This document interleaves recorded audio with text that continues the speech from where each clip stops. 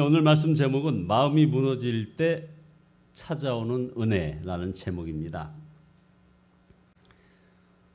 바로 지난주에 한국교회 미래를 준비하는 모임이라고 하는 한미준 여기 모임에서 한국인의 종교 현황과 의식이라고 해서 특별한 통계가 발표가 됐습니다. 여기 보면 기독교 우리 개신교 인구 비율이 아주 특별한 통계가 나왔는데요. 2012년에는 22.5%, 그래서 1146만 명의 우리 개신교 인구 신도수가 기록이 됐는데, 작년에 2022년에는 15%, 그러니까 774만 명이 크리스찬이라는 것입니다. 그리고 끔찍한 예언이 있는데요. 여러 AI라든가 이런 걸 총동원해 가지고 그 통계를 내보니까, 이것은 물론 가상입니다만 2032년에는 521만 명으로 줄어든다는 겁니다. 그래서 전체 인구가 5,100만이 될 때에 우리 개신교 인구가 521만 명이 된다는 그런 참으로 암울한 통계가 발표가 됐습니다. 그러면서 이제 많은 우리 한국교회 많은 교인 지도자들이 이 낙심에 빠진 한국교회가 나갈 길이 뭐냐라고 얘기하는데, 우리 담임 목사님께 늘 말씀하시듯이 바로 초대교회로 돌아가야 된다 하는 이런 결론을 지금 내리고 있는 겁니다. 그래서 1세기, 2세기의 그 전투력 있는 초대교회로의 회복의 길, 바로 성경으로 돌아가는 것 이외에는 다른 방법이 없다 하는 것을 결론을 내리고 있다는 것이죠. 결국 그리스도의 몸된 교회, 이 영광스러운 교회를 위해서 우리는 다시 한번 초대교회의 그 전투력을 회복해야 되지 않느냐 하는 것이 이 낙담에 빠진 한국교회에 대한 해결책을 제시했던 것이죠. 우리가 예수님을 믿고 얻은 은혜 중에 하나는 이런 모든 낙담과 염려를 주께 맡겨버리고 오직 찬양하고 감사하며 사랑만 하며 살 수 있게 된다는 것입니다. 어떤 문제도 우리 안에 오신 예수님보다 클 수는 없기 때문입니다. 이것이 우리의 믿음이라면, 그리고 우리는 실제로 그렇게 살아야 할 것입니다. 이제야말로 먼저 믿고 그 결과를 볼 수 있는 절호의 기회가 온 것 같습니다. 모든 염려를 주께 맡겨버리고 더욱 주님을 바라보는 것입니다. 어떤 어려움도 하나님의 축복이라고 믿고 선포하며 오직 찬양하고 감사하며 순종하고 복의 씨를 부지런히 심고 사랑만 하며 사는 것입니다. 그렇게 살다가 올해 말에 또 어떤 삶을 살게 될지 한번 자신들의 삶을 지켜보자 이겁니다. 우리에게는 어떤 간증이 있을까요? 여러분, 이런 시험에 한번 동참해 보지 않으시겠습니까?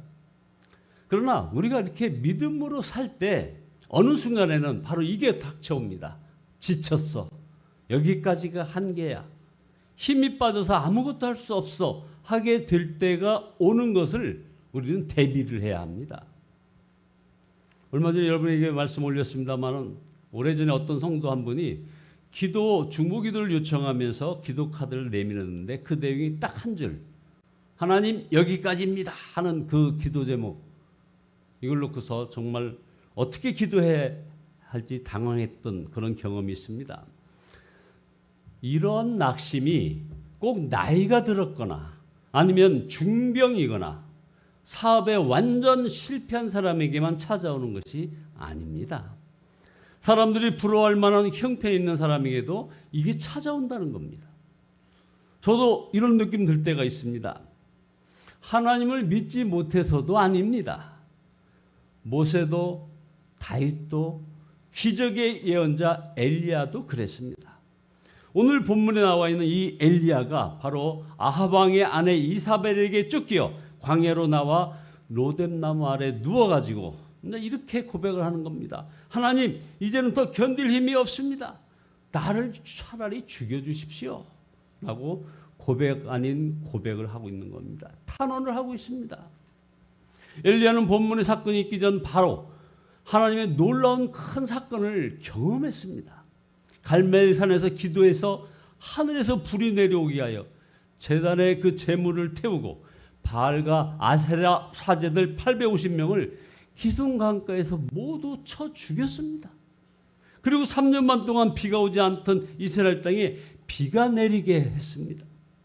엘리야는 이런 놀라운 하나님의 역사를 보았으면 이제 완악한 이스라엘 백성들이 돌이키고 그리고 아합 왕과 왕비 이사벨도 살아계신 하나님을 인정하고 무릎을 꿇을 줄 알았습니다.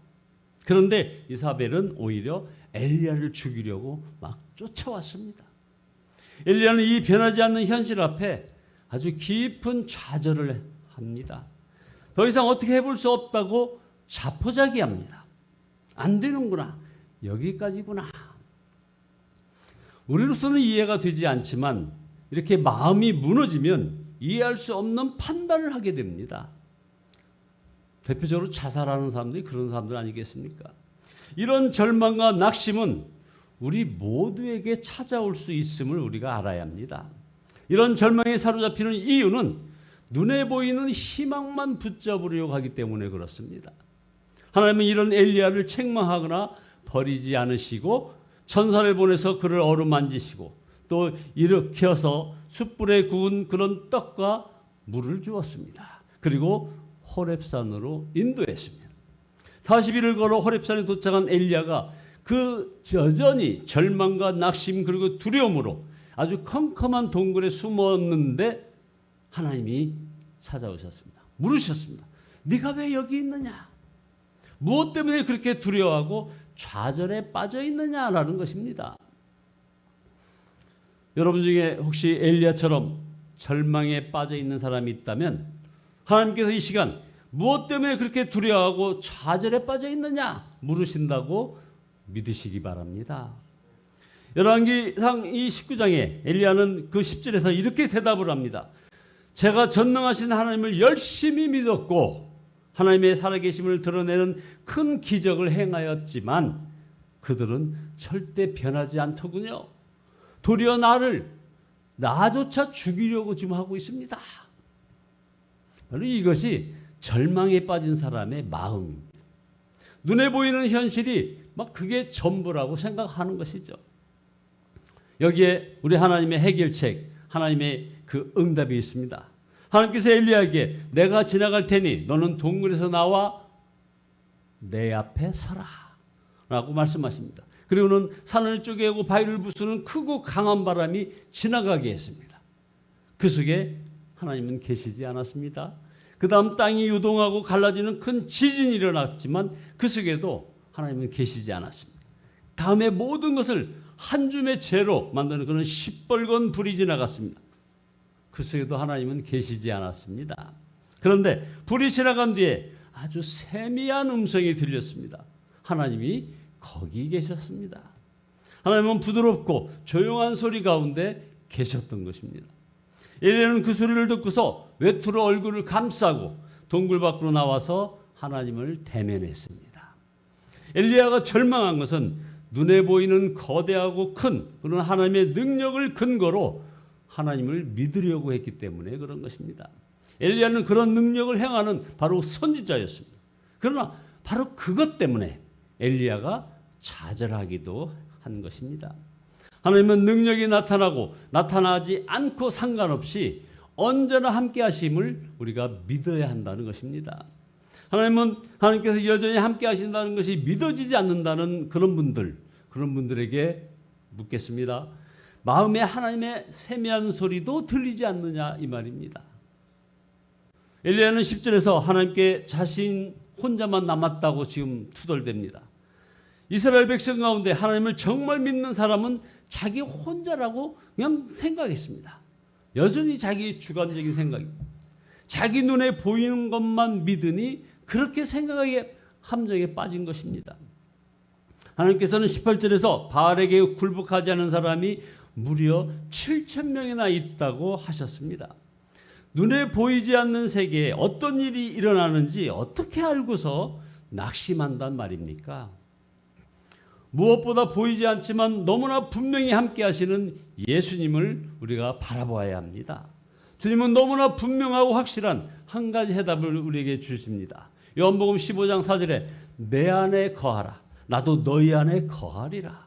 나는 포도나무요 너희는 가지라. 내 안에 거하지 아니하면 밖에 버려져 마르나니. 여러분, 혹시 심령이 마르신 분들 바로 이 말씀 붙잡으시기 바랍니다. 내 안에 거하라. 나도 너희 안에 거하리라. 나는 포도나무요 너희는 가지라. 내 안에 거하지 아니하면 밖에 버려져 마르나니. 이 은혜는 오늘 이 시간 우리 모두가 다 경험하게 되는 것입니다. 걱정 근심이 많았는데 이제 주님이 함께 하심이 믿어지고 뜨겁게 찬양하고 부르짖어 기도하고 말씀에 귀 기울이면 일어날 때 마음이 바뀌어 이기고 견딜 힘이 생김을 경험하게 된다 이 말입니다. 찬송하기 전과 찬송 후가 다릅니다. 기도하기 전과 기도한 후가 다른 것이죠. 바로 주님이 우리를 어루만지시고 일으켜 주시고 세워주시는 역사인 것입니다. 무슨 신앙생활을 무슨 올림픽 대표 선수가 훈련하는 것처럼 하라면 이게 누가 제대로 할 수 있겠습니까? 이미 모든 것은 십자가로 하나님이 다 해결해 주셨습니다. 우리에겐 믿기만 하라고 지금 하시는 것입니다. 주 안에 거하라. 나는 내 인생의 중심에서 내려앉고 예수님으로 산다. 바로 이것이 복음인 것입니다. 성도 여러분, 눈에 보이지 않지만 함께 하시는 주님을 바라보시기 바랍니다. 큰 기적이 아니라도 세미한 음성을 듣게 된다면 주님을 만난 것임을 우리가 알아야 하는 것입니다. 바빠서 주님과 동행하지 못하는 것도 아니고 또 시간이 많다고 해서 주님과 친밀하게 되는 것도 아닙니다. 바쁜 가운데도 주님과 동행할 수 있고 여유롭고 한가로운 때 오히려 주님과의 관계가 무너질 수가 있는 것입니다. 주님과 동행함을 가로막는 문제의 핵심은 바로 바쁜 일상이 아니라 마음의 분주함입니다. 혼자만 있어도 마음이 분주할 수 있지 않습니까? 이 모든 관계를 차단하고 살았던 수도승들 보십시오. 이분들도 영적으로 시달림을 겪었다는 그런 고백들이 얼마나 많은지 모릅니다. 자, 결론입니다. 엘리야는 세미한 소리를 통해서 하나님을 만났습니다. 우리도 그렇습니다. 주님은 우리 안에 이미 역사하고 계십니다. 갑작스러운 생각, 어떤 마음, 여기에서 우리에게 역사하시는 것입니다. 그러나 세미한 주님의 음성도 듣지 못하는 사람이 있습니까? 주님의 음성을 듣지 못하는 그리스도인은 한 사람도 없는 것입니다. 여기 전제 조건이 있습니다. 주님의 음성을 듣지 못하는 그리스도인은 한 사람도 없다는 겁니다. 분별을 하지 못하기 때문일 뿐이죠. 얼마 전에 이 귀가 들리지 않는 그런 사진작가인 이요셉이라는 분이 그 유튜브 강의에서 하나님의 음성을 어떻게 듣는지에 대해서 설명을 했습니다. 자, 들을 수 없는 이 작가 이요셉이 귀가 들리지 않는 겁니다. 이렇게 얘기를 하는 겁니다. 하나님의 음성을 들었다는 겁니다. 저는 하나님의 음성을 육성으로 듣지는 못합니다. 그런데도 하나님의 음성을 들었다고 말하는 것은 이런 이유 때문입니다 하면서 꼭 육성으로 들어야 그 사람이 하라는 말을 듣는 것이 아니라고 얘기하고 있습니다. 얼굴 표정 하나라도 그리고 그 사람의 말을 들을 수 있다는 겁니다. 그 사람의 그 사람을 생각만 해도 그가 하려는 말이 생각나기도 한다는 겁니다. 그것은 그가 하는 말을 듣는 것과 같다. 이렇게 얘기하는 것입니다. 우리도 마찬가지로 하나님의 마음을 깨달았을 때 하나님의 음성을 들었다라고 말할 수 있는 것입니다. 오늘 주님의 음성을 듣게 되면 어떤 절망이 있을지라도 확신을 가지고 담대하게 일어나게 되는 것입니다. 로뎀나무 아래 쓰러져 차라리 죽기를 바랐던 이 엘리야처럼 정말 끝도 없는 것 같은 그런 위기 상황에서 마음이 지쳐가는 때, 그럴 때일수록 여전히 함께 하시는 주님을 바라보시기 바랍니다. 그래서 2023년도 이 하반기에 정말 믿음으로 살아보는 것입니다. 그래서 믿음으로 말하고 믿음으로 감사하고 믿음으로 복의 씨를 심고 믿음으로 순종하고 믿음으로 사랑만 하며 사는 것입니다. 이런 은혜가 우리 예수님께 성도들 모두에게 충만하기를 예수 그리스도의 이름으로 축원드립니다. 기도하시겠습니다. 주님을 찬양합니다. 그러나 회개합니다. 저희들의 무너진 마음, 낙심과 절망에서 아버지 하나님이여 온전히 십자가 사랑 바라보는 저희들 되어지게 인도하여 주시옵소서. 아버지 하나님 회복시켜 주시옵소서. 보이지 않는 주님을 바라보는 그런 눈이 뜨여지게 인도하여 주시옵소서. 아버지 하나님 세미하지만 분명히 말씀하시는 주님의 음성을 듣게 하심으로 아버지여 마음이 지쳐 기도할 수 없다고 하는 이런 고백이 아니라 온전히 주님과 동행하며 여기에까지 인도하신 주님을 찬양하며 나갑니다 고백하는 저희들 되어지게 도와주시옵소서. 예수 그리스도의 이름으로 기도드리옵나이다. 아멘. 540장입니다. 540장.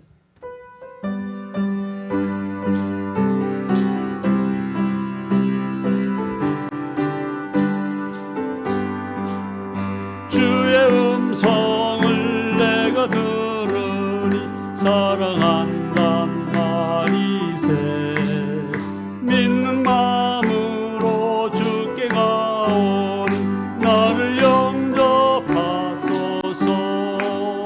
내가 매일 십자가 앞에 더 가까이 가오니 구세주의 흘린 몸의 피로써 나를 정케 하소서.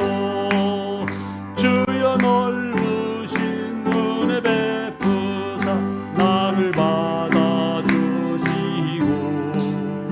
나의 품은 그 주의 뜻같이 되게 하여 주소서. 내가 매일 십자가 앞에 더 가까이 가오니 구세주의 흘린 몸의 피로써 나를 정케 하소서. 주의 보좌로 나갈 때에 어찌하니 기쁠까. 주의 얼굴을 항상 배우니 더욱 친근합니다. 내가 매일 십자가 앞에 더 가까이 가오니 구세주의 흘린 몸의 피로써 나를 정케 하소서. 우리 구주의 넓은 사랑을 증량할 자 없으며 주가 주시는 참된 기쁨도 헤아릴 수 없도다. 내가 매일 십자가 앞에 더 가까이 가오니 구세주의 흘린 몸의 피로써 나를 정케 하소서. 아멘. 주여 삼창하시고 기도하십니다. 주여 주여 주여